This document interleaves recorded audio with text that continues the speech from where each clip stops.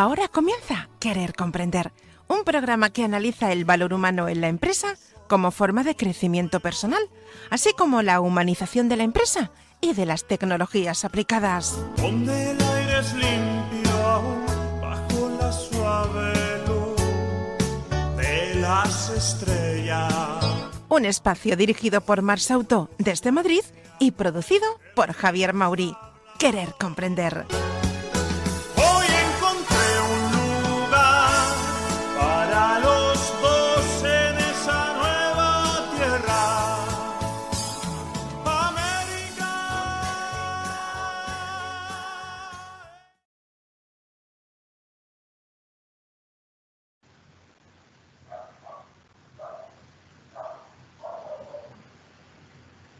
Comenzamos.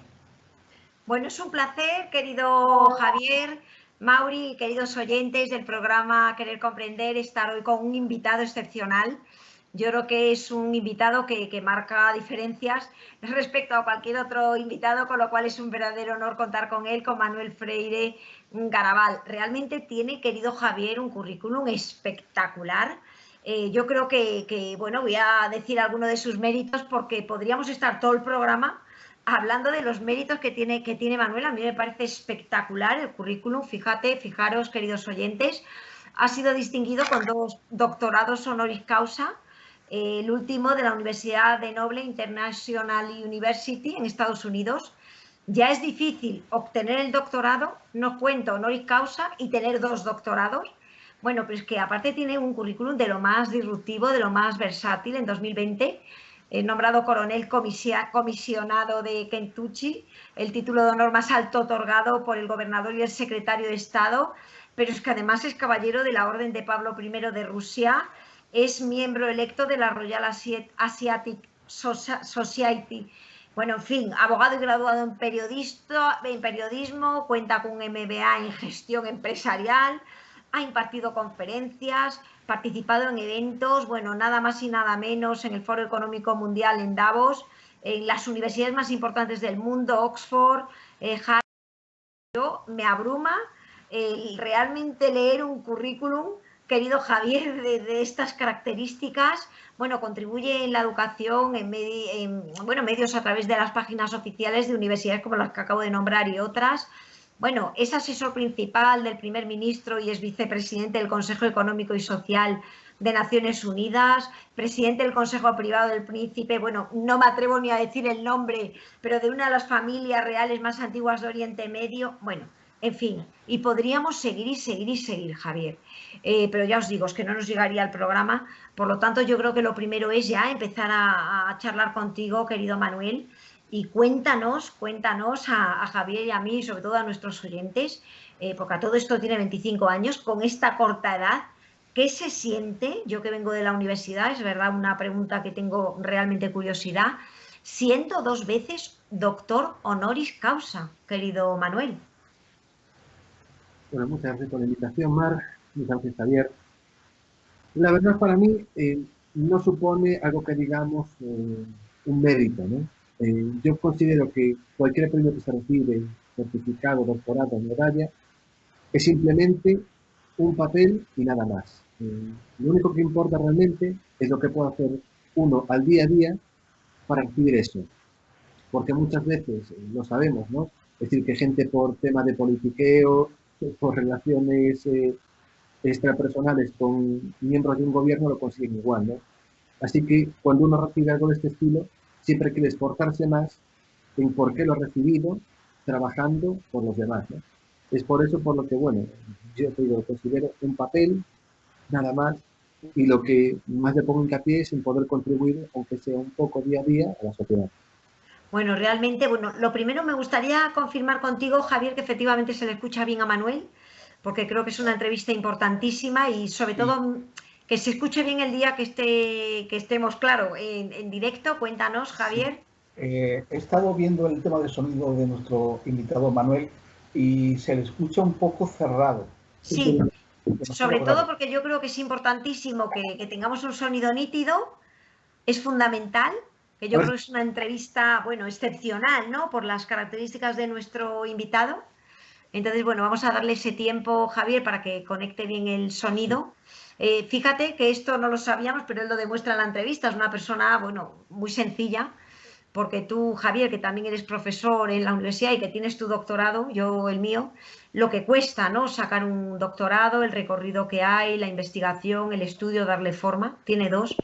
Y a mí me ha gustado mucho esa reflexión que hace, ¿no? Que al final, pues bueno, lo importante es lo que hay detrás de ese mérito y en qué medida contribuimos a la sociedad con ese mérito, querido Manuel. Pero lo más espectacular es que tiene su propia universidad, tienes tu propia universidad. Manuel, que esto es algo que no he dicho en la presentación, quería que lo hicieses tú, cuéntanos cuál es esta universidad, quién funda o por qué fundas esta universidad, cuáles son los motivos finales, cómo se puede acceder. Cuéntanos un poquito, que me parece algo también importantísimo y en los tiempos que corren más. Bueno, la verdad, universidad propiamente dicha no es bueno, una escuela de negocios, pero sí es universidad asociada a otras universidades, ¿no?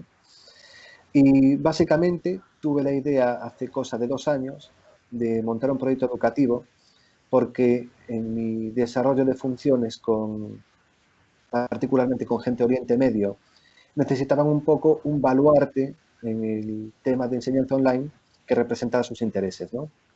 De ahí el nombre, que se llama Al Khalifa Business School, en honor a un poco una de las familias reales de Oriente Medio, que es la familia real de Bahrein, ¿no?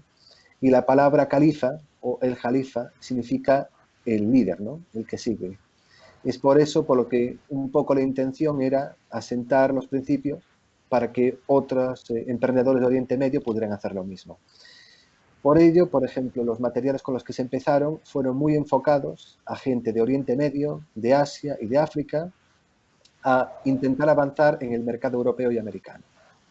Por ejemplo, los primeros cursos fueron de emprendimiento en blockchain en Emiratos, en agricultura también, en agronegocio especialmente, pero más enfocado a otros sectores como en América Latina, ¿no? Para la producción de café, en temas de certificaciones de prensa, para todos aquellos seguidores que hay muchísimos en Pakistán o en India que quieren dedicarse al negocio de la prensa, que puedan hacerlo con expertos de verdad, ¿no? Porque tenemos, bueno, grandes expertos con nosotros. Y un poco eso fue la misión, ¿no? Tiene apenas un año y unos meses de existencia, pero bueno, el resultado está marchando bien por el momento. Ya hay graduados en cursos y másteres y especializaciones, 5.500 personas de todo el mundo. Ya hay representación en más de 30 países, en 60 localizaciones. Y bueno, el siguiente objetivo, que ya lo hemos presentado esta semana, eran 100.000 estudiantes para un país de África en concreto, que es en Liberia, porque ahí hace falta una gran cantidad de formación y por lo tanto el primer acuerdo ha sido, ante una persona que se va a presentar al Senado en Liberia, el crear nosotros gratuitamente un campus para 100.000 estudiantes, que se supone que en menos de un mes va a estar ocupado porque la gente ya está tratando activamente el tema. Y lo siguiente sería en el primer cuarto de 2021 que sean 500.000 estudiantes a mayores de esos 100.000, ¿no? Así que, en principio, los términos que se han negociado es que sea gratuito en la primera instancia y sería, por lo tanto, el aportar el mismo tipo de formación que estamos dando a otros países con estudiantes que están pagando gratuitamente a África, porque el objetivo es contribuir a la filosofía del panafricanismo, es decir, África como un continente que aporta al mundo entero.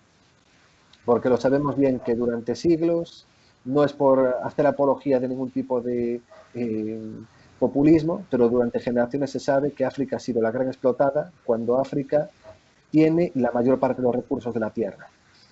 Es por eso que ahora es un poco devolverles de alguna forma gratamente lo que han hecho por nosotros y ayudando a gente de África que tiene el conocimiento y el talento necesarios a ser promocionados en cualquier parte del mundo. Porque hay una cosa que al menos yo personalmente siempre defiendo, y es que el talento no entiende ni de géneros ni de razas. El talento no importa dónde se nazca, tiene que ser promovido. Nosotros como gallegos lo sabemos, que una de las empresas más grandes del mundo fue creada por un señor que empezó en Coruña, ¿no? Pues ¿por qué no en África, en Liberia, el futuro creador de Amazon es un chico de un pueblo que está en Monserrado, ¿no? Puede ser así el caso. Hace unos días se vio como, por ejemplo, se ha establecido el primer senador nigeriano de origen en Estados Unidos, es decir, el primer nigeriano americano, y fue un chico que nació en Nigeria. Alguien que lo promocionó en su momento y ahora ha llegado a senador, si no recuerdo mal. A mí me parece espectacular, no sé, Javier, cómo lo recibes, sobre todo en estos tiempos, ¿no? Que estamos viviendo unos tiempos difíciles, como proyectos, ¿no? Proyectos solidarios, proyectos que apuestan por la educación, que al final es lo que nos hace ser competitivos, lo que marca las diferencias, lo que nos permite tener oportunidades, ¿no? Y que venga también de Galicia, de mi tierra, me emociona enormemente.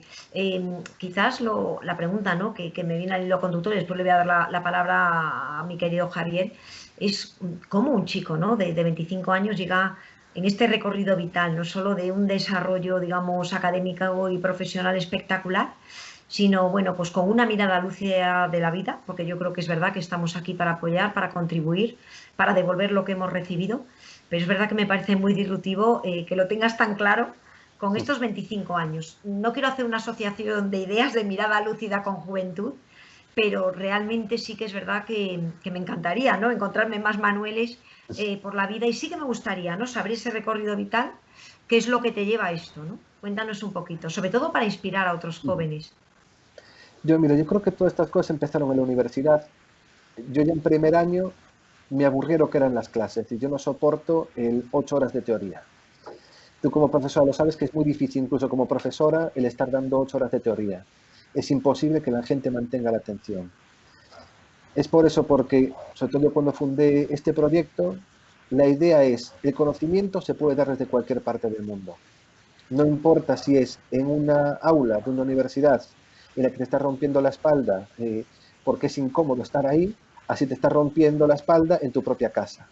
El conocimiento se puede dar en cualquier parte, pero en cambio la experiencia profesional, eso es algo que tiene que darse de otra forma.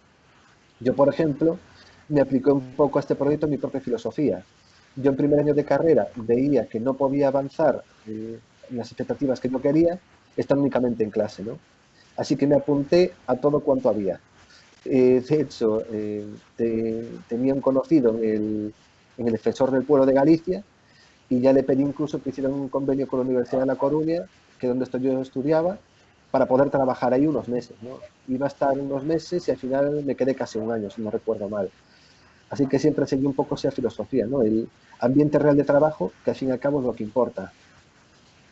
Pues espectacular, querido Javier, te dejo, supongo que estarás como abrumado, ¿no? Con este protagonista que tenemos hoy, tan inspirador, porque a mí me encanta ver a los jóvenes, bueno, pues que aportan valor, que hacen de este un mundo mejor, porque yo creo que esa es la razón de nuestra existencia, nuestro propósito de vida, ¿no? El por qué estamos aquí, lo tengo, vamos, integradísimo, pero a veces cuesta verlo, ¿no? Entonces cuando lo ves tan de frente y tan de cerca es un verdadero orgullo y es un verdadero honor.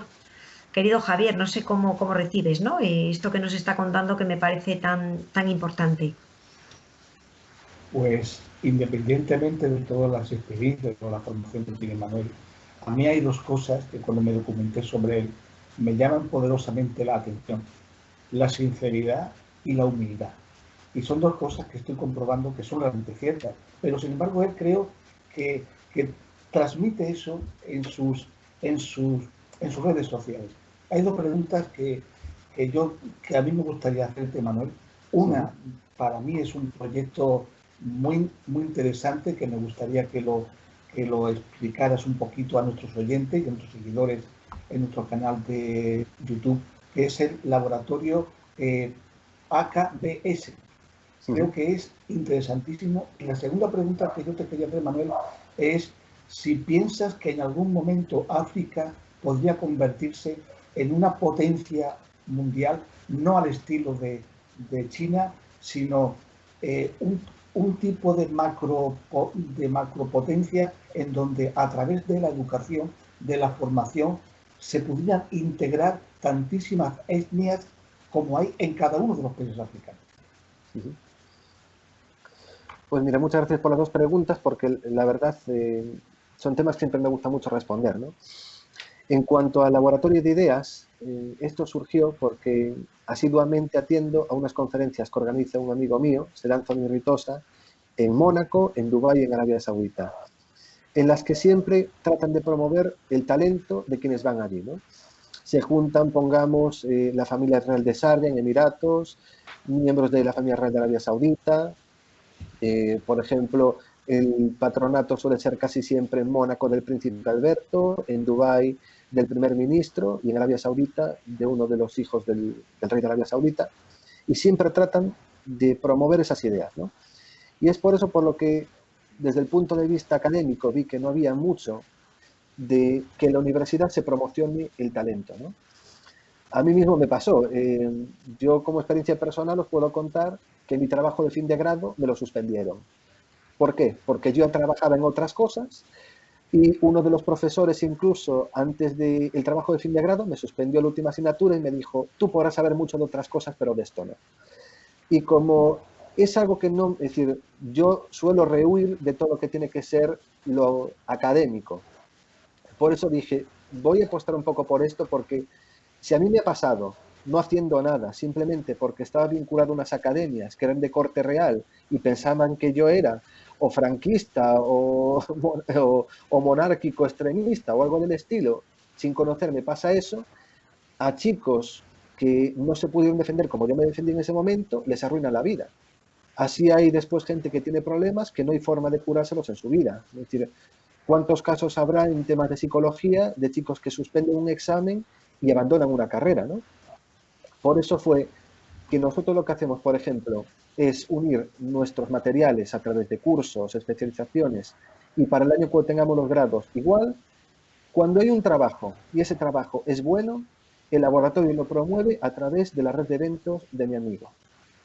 Por lo tanto, si hay un chico que inventa una tecnología disruptiva, o es un buen periodista, o hace, por ejemplo, una protopatente de un sistema, ¿por qué no decirle, ven a este evento conmigo, promuévelo allí y serán posibles tus sueños, ¿no?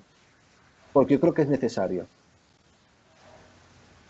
Es interesantísimo, importantísimo y sobre todo no dar esa salida a ese talento del que estás hablando. Me resulta también una anécdota, ¿no?, curiosa, es decir, cómo a veces el sistema, ¿no?, está tan cerrado que pierde de vista lo que es realmente importante, perdiéndose a veces en normativas o en burocracias que realmente hasta qué punto son necesarias, ¿no?, para detectar, pues bueno, ese talento del que estamos hablando.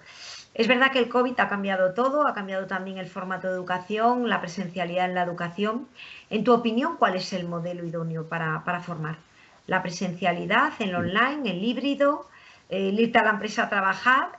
Cuéntanos un poco cómo es tu visión de esta época. Todavía estamos y dicen que nos queda un tiempo por delante y aventúrate a decir lo que va a ser la época también educacional post-COVID, en tu opinión. Pues mira, sí también respondo a la segunda pregunta de Javier, y es, en lugares como África, que tiene un gran potencial y que seguramente van a ser el futuro, porque yo, por ejemplo, ahora trabajo con varias personalidades de allí que han triunfado en Estados Unidos, por ejemplo, ¿no?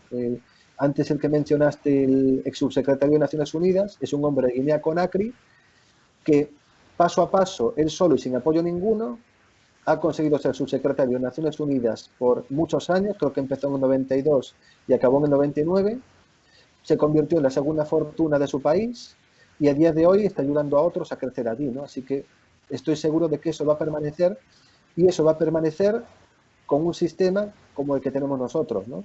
Que es, la teoría no importa dónde la des, porque hay veces que en lugares de África, por ejemplo, o de Asia, hemos comprobado que a través de nuestro campus el acceso online es bastante complicado, ¿no? Quieren ver un vídeo, se para, no funciona. Y por ello, para ellos lo que hacemos es contenidos teóricos muy esquemáticos y, en caso de que no funcione, representantes en ese país que les impartan ese contenido teórico, ¿no? Pero siempre eso tiene que ser parte de la base, no el todo. Porque la teoría a veces puede estar equivocada. A mí me pasa muchas veces, mis padres, por ejemplo, son profesores de la universidad los dos, ¿no? Y me comentan situaciones del día a día discutiendo con gente que es extremadamente teórica. Y siempre hay que decirles que la teoría es gracias a la práctica. Por ejemplo, en medicina, mis padres son médicos, hay gente que defiende aférrimamente una idea teóricamente.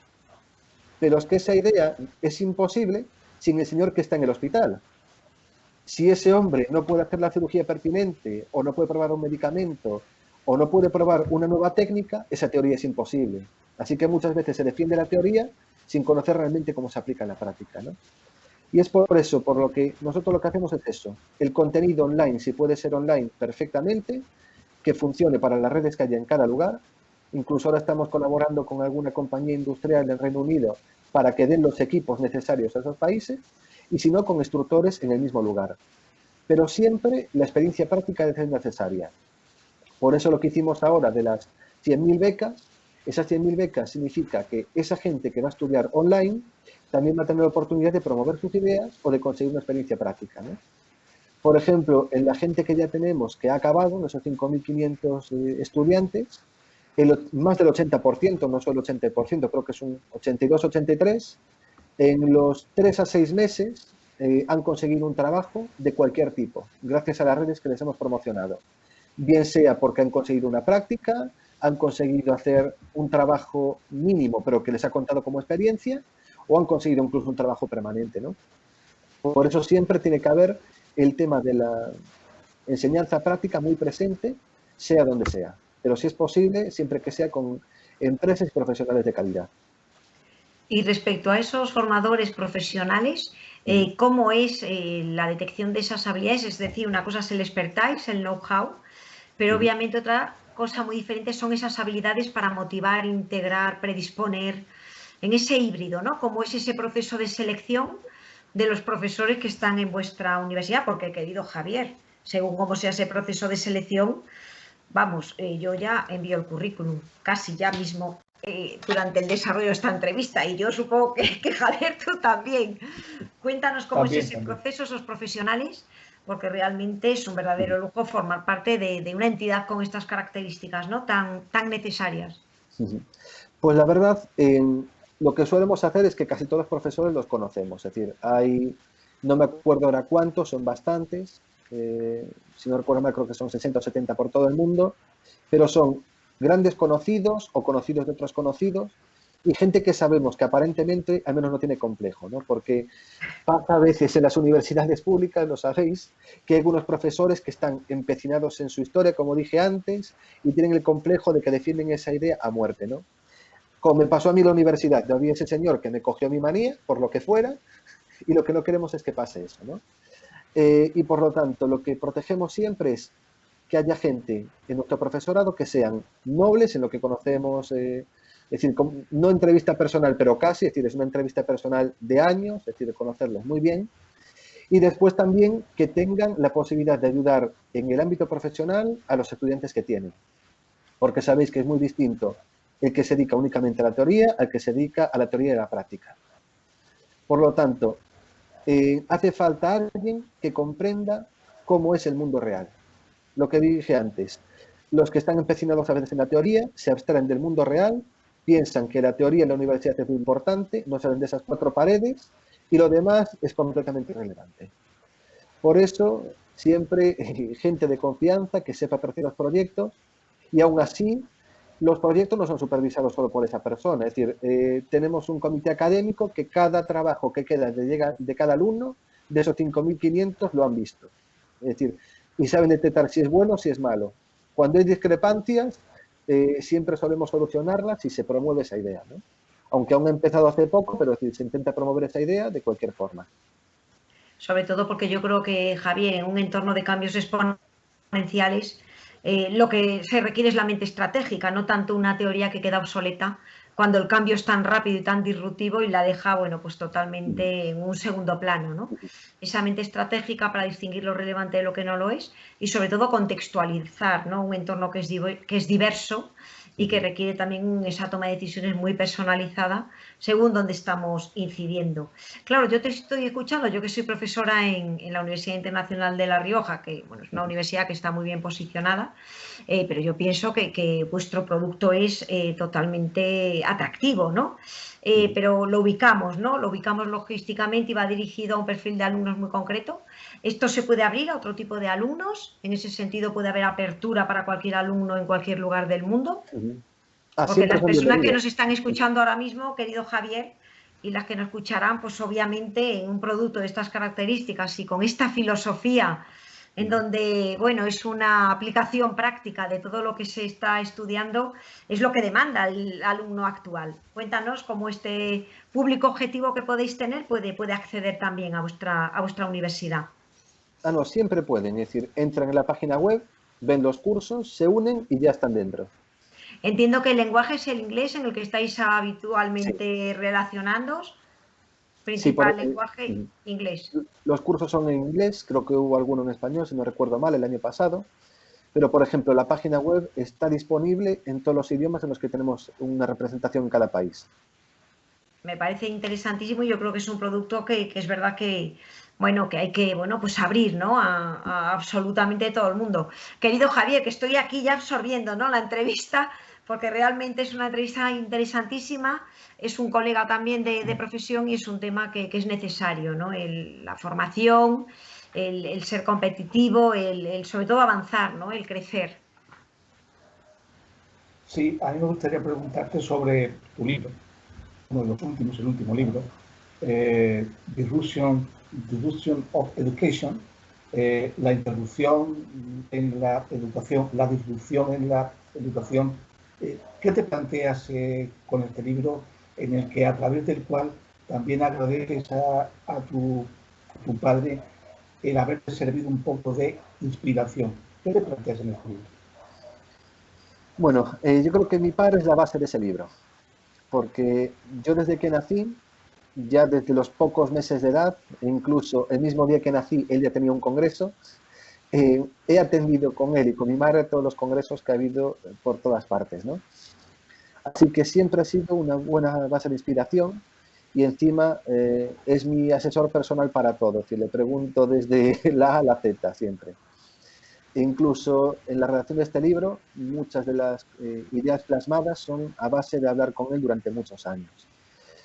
Pero la base ha sido siempre la misma y es que en educación hace falta un cambio.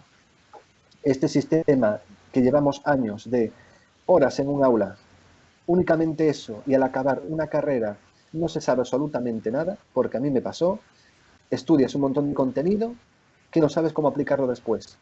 Te sientes en un limbo en el que únicamente si consigues un trabajo podrás hacer algo.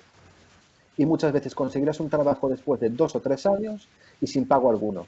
Y eso es bastante frustrante, sobre todo antes, cuando una persona acababa una carrera, era un mérito muy loable y se suponía que de alguna forma podía conseguir ahora una experiencia profesional de cualquier forma. Pero ahora parece que hace falta acumular papeles, acumular certificados, acumular prácticas y cuando tengas 30, 40 años ya verás si tienes un trabajo fijo.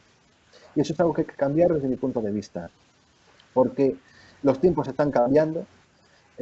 La idea que, por ejemplo, hay en España de que no, estar únicamente obsesionados con las horas de clase, con la enseñanza teórica y el mundo funciona por otros derroteros, creo que está bastante equivocado, ¿no?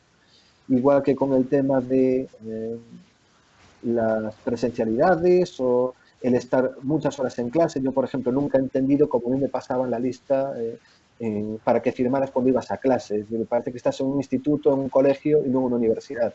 La universidad tiene que ser mucho más. Tienes que poder intercambiar opiniones con el profesor, no que el profesor sea rígido y no acepte ningún tipo de opinión o que encima que sean sectarios. Eso nunca se puede permitir en una institución académica, ¿no? Las academias precisamente nacieron del debate, de la posibilidad de intercambiar opiniones, no de imponerlas. Y por eso, bueno, creo que es necesario un cambio bastante grande en la educación, pero a nivel mundial sobre todo. Aún hablaba el otro día con un buen amigo que me comentaba, él antes era jefe de una unidad de un hospital de Yale, estaba de profesor a tiempo completo en Yale, pero pasaron estas mismas historias. Le ofrecieron una oportunidad en Harvard haciendo algo mucho más práctico y se cambió al minuto prácticamente, ¿no? Y parece que está un poco más contento, pero hasta en la Ivy League en Yale pasan estas cosas, ¿no? Y se puede ver como en algunas universidades de la Ivy League, como pasa en Brown o en Cornell, imponen las ideas en vez de debatirlas, ¿no? Así también después se plasma como los estudiantes de una universidad o de otra pues tienen mayor éxito en el futuro. Estoy totalmente de acuerdo, ¿no?, con lo que acaba de comentar nuestro invitado. Es verdad que a la universidad le queda todavía, ¿no?, mucho por hacer. Es verdad que los procesos burocráticos, las cuestiones de la acreditación de la calidad y todo esto pues ralentiza mucho, ¿no?, el margen de actuación, porque estamos muy encorsetados. Hay un cambio de tendencia. Yo creo que sí que es verdad que se empieza a tener en cuenta todos estos aspectos, pero queda mucho por hacer. Es decir, yo creo que el diagnóstico que hace situacional de la educación y de la universidad es lúcido de nuevo. Queda mucho por hacer. Entonces, claro, es necesario, ¿no?, lo que vosotros aportáis, porque es verdad que todavía estamos muy encorsetados y en ese avance, pues bueno, aunque se intenta, pues todavía cuesta, ¿no? Entonces, esa fórmula es el encaje necesario para dar respuesta a lo que el alumno pide. El alumno lo que quiere es que se produzca la transferibilidad de lo aprendido en el aula en el puesto de trabajo. Eso es lo que pide el alumno.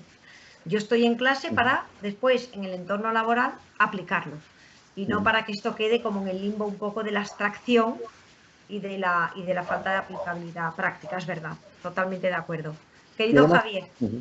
Además, un pequeño comentario, lo que hablas de la acreditación. A mí me hace mucha gracia el tema de la acreditación, porque ves que en un país igual una educación no está acreditada, pero es que esos comités de acreditación los da generalmente personas que no conocen de la experiencia práctica. Simplemente tiene que cumplir estos parámetros, este número de horas, este número de módulos, ¿no?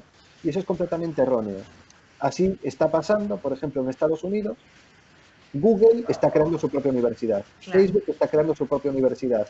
Apple tiene su universidad hace años y están teniendo mucho más éxito porque la gente que estudia ahí ya se incorpora directamente a Google, a Facebook, a Apple, mientras que la universidad cuesta mucho que el que estudia en una universidad se quede de profesor en esa universidad, de colaborador en esa universidad y demás. Porque al menos yo, por lo que sé de casos que me han pasado a mí o conocidos, está muy sectarizado y es algo que no se puede permitir únicamente que se quede esa persona que cumpla mis mismas ideas, mis mismas directrices y demás, ¿no? Lo que se está anulando es la oportunidad de otros, porque igual la persona que entra a la universidad como investigador, como profesor o como lo que sea, en una universidad en la que se rige por esos espectros, en el futuro va a perder mucha calidad y llegará a desaparecer, como ha pasado con otro tipo de industrias, ¿no?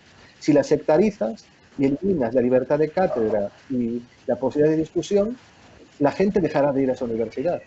Porque lo que hay que decir muchas veces, en las universidades públicas sobre todo, ¿no?, el profesor piensa, o la universidad piensa, que el estudiante está obligado a ir ahí. Pero es que es otra empresa más. El estudiante es un cliente. Si el estudiante no está satisfecho, tendrá la posibilidad de moverse a otra universidad y esa universidad desaparecerá. Estoy totalmente de acuerdo. Es verdad que yo lo enfocaría, personalizaría más al ámbito público. Yo he estado en los dos ámbitos, en el público muchos años y ahora estoy, como te comentaba, en la Universidad Internacional de La Rioja, que es la número uno, ¿no?, online en España y que está con un crecimiento exponencial. Y ya tienen unas políticas de gestión diferentes. Es decir, nuestro alumno es nuestro cliente. El proceso de personalización y empatía con el alumno, bueno, es cuidado al mimo, muy exhaustivo, y realmente el profesor puede tener todos los títulos que queramos, toda la acreditación de la NECA y toda la investigación que, bueno, la que quiera y más, que si no funciona en el aula, el profesor se va fuera. Es decir, que no es el típico funcionariado donde resulta que tú entras por una serie de razones y vas a estar ahí toda tu vida, lo hagas bien, mal o regular, porque lo sabemos, en la universidad pública hay profesores que son constantemente, curso tras curso, mal evaluados y ahí siguen. Entonces yo creo que, bueno, hay un cambio de tendencia más en lo privado, porque obviamente somos empresas y nuestro alumno no es un alumno, es un cliente. al que, como vuelvo a reiterar, hay que cuidar, personalizar y sobre todo integrar en el entorno laboral. Esto es clave. Nuestro alumno, el alumno que sale a unir, tiene que encontrar trabajo y ese es el objetivo, ¿no? Pero bueno, todavía hay flecos de todo esto que tú estás comentando tan lúcidamente, ¿no? Es verdad. Quedan esos flecos y por eso te digo que a veces estamos un poco atados, ¿no? De manos a la hora de pues, poner sobre la mesa propuestas de altísimo valor para lograr lo que vosotros ya estáis haciendo también. Querido Javier. Sí, yo te quería preguntar, Manuel, ¿cuál es tu opinión referente a lo que yo quiero plantearte? En nuestro país hemos tenido 10 reformas educativas. En lo que tenemos de democracia del año 78 hasta hoy, 10 reformas educativas, lo cual es un disparate si lo comparamos con los países nórdicos, con Suecia, Dinamarca, etc. Y pasa lo mismo que con el tema empresarial. De trabajo son 8 horas en una mesa o en un despacho.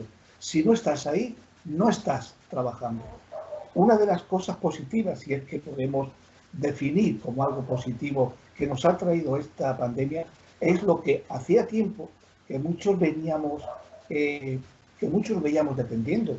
Y la UDIR, por supuesto, y tú eres un representante genuino de esto, que tanto el trabajo como la educación tenemos que sacarla del edificio e integrarla en el espacio cibernético, en un proceso de digitalización. Y cuando hemos empezado a hacer eso, sí o sí, porque no quedaba más remedio, estamos aprendiendo que no se trabaja más, se trabaja mejor, se aprende mejor y se enseña mejor. De ahí que lo que antes no se apreciaba, y en nuestro país, por desgracia, la universidad pública ya va a tener que ir cambiando patrones. Por ejemplo, en nuestra Andalucía se han cerrado ya todas las universidades. Han intentado hacerlas presencial, pero como decía Alfonso Guerra, un célebre político socialista, lo que no puede ser y además es imposible. Ya no le queda más remedio a la educación pública universitaria y a la de primera secundaria le falta poco, que entender que uno de los caminos necesarios, ágiles, flexibles, para poder educar y para poder trabajar es el espacio digital. A tu juicio, que conoces varias culturas, ¿por qué en este país, Manuel, piensas tú que existe tanta resistencia de los sistemas educativos, del Ministerio de Educación, a ir adaptando? Que de hecho tenía que haberse producido ya estas escuelas, estos contenidos a procesos digitales. ¿Por qué seguimos empeñados en no salir del colegio, del edificio físico? Pues es muy buena pregunta, Javier, y te la respondo con una sola palabra. Bueno, con dos. Y es por la envidia. Si te fijas, cada vez que un partido hace algo, lo que tú dijiste, las reformas educativas o laborales, lo que sea, el siguiente tiene que quitarla. Es porque el otro ha hecho algo muy bueno o algo muy malo, pero no puede estar ahí porque lo puso el otro. En el fondo, parece como si la gente que gobierna no hayan pasado de la escuela primaria. Es decir, y pasa tanto aquí como pasa en otros sitios. Os estáis fijando, en Estados Unidos, hombre, yo hay veces que lo discuto. ¿No habrá mejor gente para presentarse a un cargo de representación? Es decir, es o una persona en el último extracto de su vida o una persona que se ha dedicado a lo completamente contrario y puede hacerlo bien o puede hacerlo mal. Es decir, hay grandes mentes, pero parece que siempre se está buscando a la peor para representar. Es decir, y al final yo lo sé, es decir, por ejemplo, en los ámbitos en los que yo trabajo, mencionas que eres español y o es muy bueno o es muy malo. Muy bueno si te relacionan con empresas como Inditex, pero muy malo porque dicen, mira un trampero, ¿no? Y es por eso precisamente, porque ven a gente que nos representa y no les gusta. Es decir, ven que uno cambia de opinión todos los días y ahí está el problema, ¿no? Con independencia de cualquier partido político, porque en todos es lo mismo. Y por eso es una pena que no se presente gente que valga. porque de un tiempo a esta parte ha sido así. Antes eran presidentes de gobierno, presidentes de repúblicas, personas que tenían una dilatada experiencia, ¿no? O que al menos habían tenido una gran trayectoria en ámbitos que fueran similares, ¿no? Pero yo creo que el problema está en eso, es decir, en la envidia, en no saber manejar y también muchas veces en la ignorancia, es decir, porque a veces se crean políticas o se crean regulaciones que son completamente contrarias a cómo funciona el mundo. Es decir, tú mismo lo has dicho, en Andalucía se han cerrado las universidades 2 meses después de que hubiéramos estado encerrados en casa. Todo un país, todo un continente, prácticamente. Pues precisamente lo que tienes que decir es, da tu brazo a torcer, espera, los chavales también tienen que saber esperar, porque por lo menos en mi generación veo que la impaciencia domina muchísimo, la verborrea en contenido domina muchísimo y la ignorancia a veces también domina porque se guían en vez de por un libro, por un periódico, por el Twitter o por el Facebook.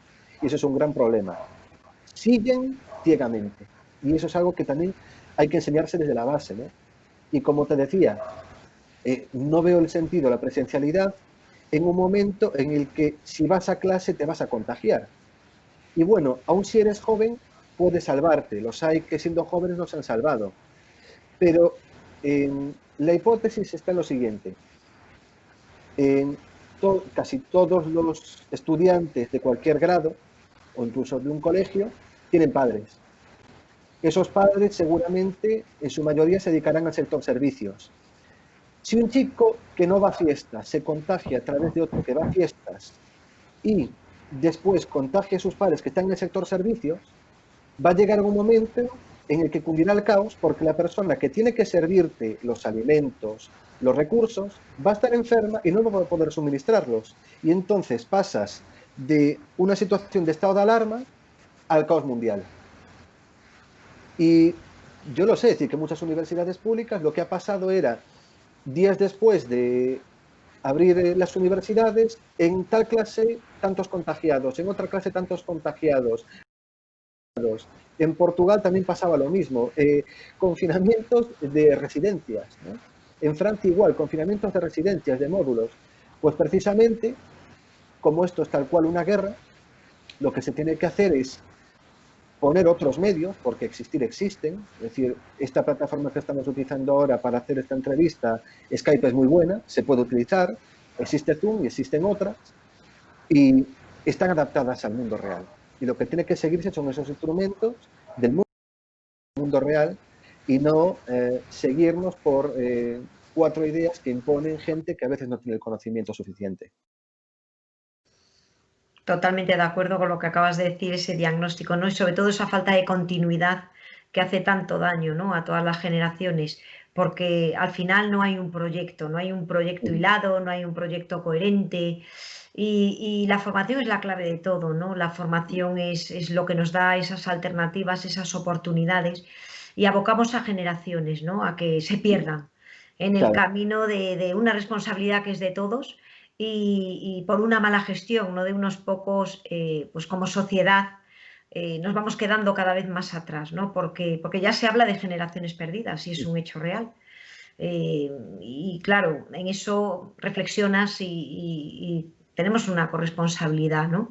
Todos, no solo nuestros gobernantes, nosotros somos los que lo elegimos, porque a veces el evadir, ¿no?, la responsabilidad de nuestra propia elección parece que nos es culpa de todo, pero ¿quién elige, ¿no?, a los que nos dirigen? Nosotros mismos, y yo creo que desde ahí es desde donde podemos cambiar, ¿no?, las cosas, dando lo mejor también de nosotros mismos.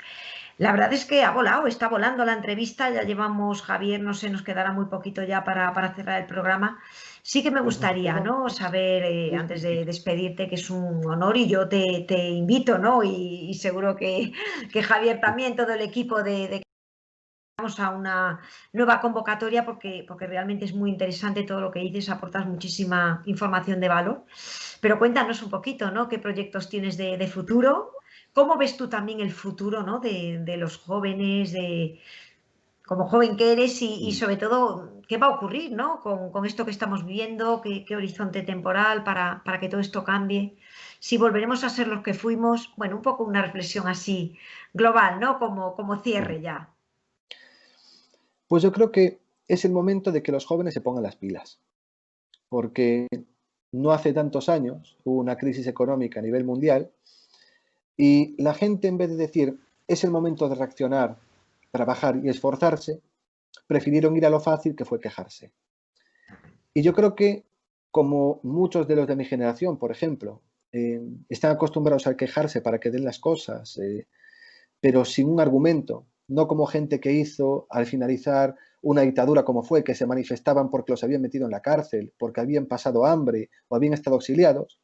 Lo que tiene que hacer esa gente es mentalizarse, leer un poco más, no basarse solo en el Twitter, el Facebook y los demás tipos de medios populistas que no aportan nada, y poner conocimiento a la situación.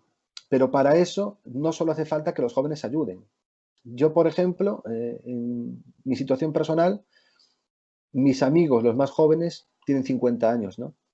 Y a mí eso me ha servido de mucho porque se aprende cómo es realmente la vida. En cambio, los jóvenes solo se juntan con jóvenes.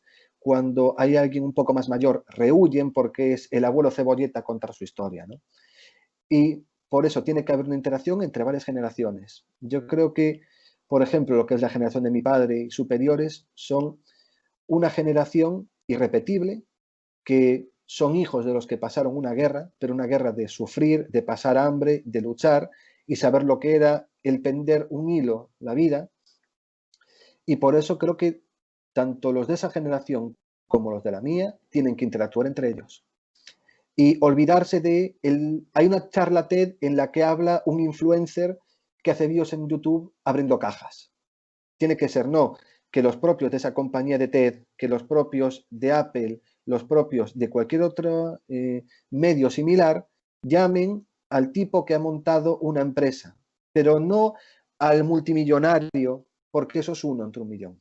A mí me hace mucha gracia a veces cuando te viene alguno de mi generación, más jóvenes, a veces un poquito mayores, ¿no? Alguno de 40 también lo hace, que te dicen, he visto a Steve Jobs, yo quiero ser como Steve Jobs. No, mira, Steve Jobs fue fruto de la casualidad.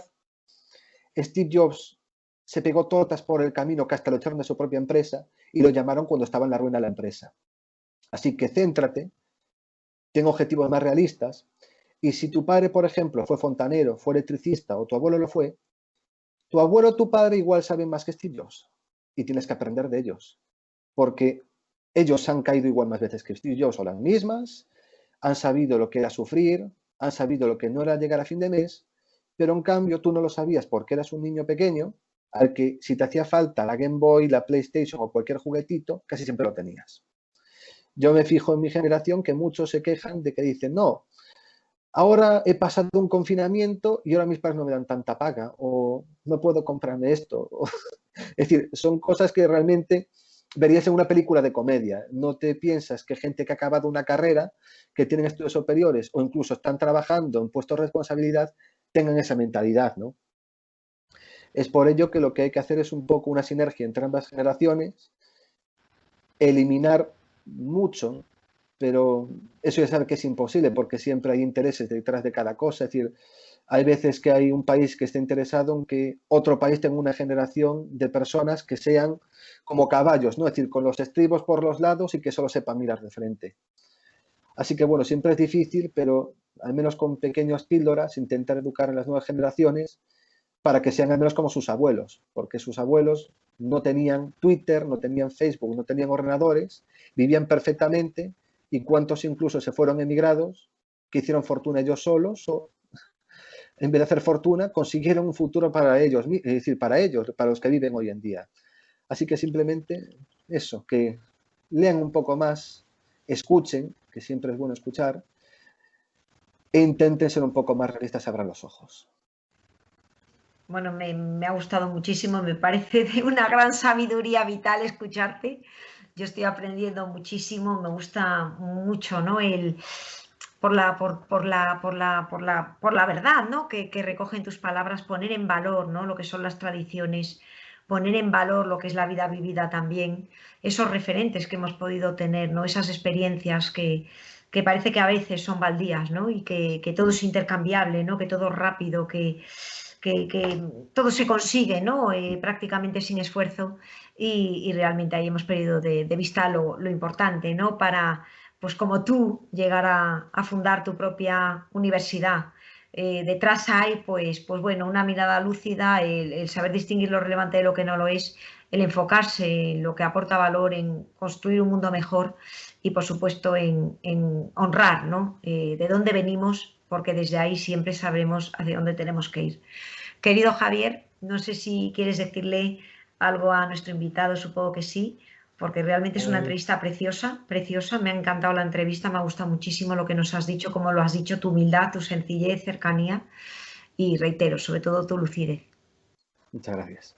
Pues en 15 segundos, porque no tenemos tiempo para más, Manuel, darte las gracias. Ha sido un placer y a la vez un gran honor contar con tu presencia hoy y muchísima fuerza, compañero. Muchísimas gracias, igualmente. Pues hasta una próxima ocasión. Aquí te emplazamos para una futura ocasión que nos sigas contando pues todos estos proyectos maravillosos y sobre todo, ¿no? Que gente joven como tú pues te escuche, porque a veces cuando hablamos desde nuestra perspectiva, Javier, pues lo ven a veces un lenguaje, ¿no? Un poco como lejano, ¿no? No tan cercano. Y yo creo, ¿no? Que los jóvenes tienen mucho que decir, mucho que aportar y mucho por construir. Así que ha sido un honor también, querido Manuel. Me gustaría darle las gracias a nuestro nexo de unión, Rafa, que ha sido la persona que también ha estado aquí en este programa. Creo que es un fotógrafo brillante, de los mejores que hay en este país, y también esa mención para él. Gracias, Javier, gracias, Manuel, y sobre todo gracias a todos los que nos escuchan. Un verdadero placer. Hasta pronto, compañeros. Un abrazo. Abrazos.